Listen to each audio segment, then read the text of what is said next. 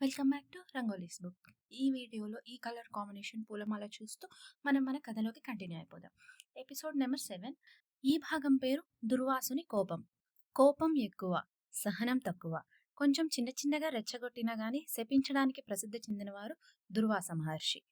ఒకసారి ఇంద్రలోక ఆస్థానంలో దేవతలకు మరియు ఋషులకు మధ్య తీవ్రమైన చర్చ జరుగుతోంది.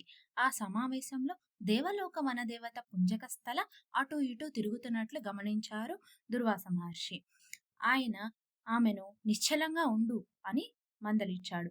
కానీ పుంజకస్థల దుర్వాసుని హెచ్చరికను పట్టించుకోకుండా అక్కడ ఇక్కడ కదులుతూనే ఉంది. కోపంతో ఉన్న మన దుర్వాసుడు భూమిపై కోతిగా జన్మించమని పుంజకస్థలను శపించాడు. దయచేసి నన్ను క్షమింపండి అని పుంజకస్థల దుర్వాసుని పాదాలపై పడింది.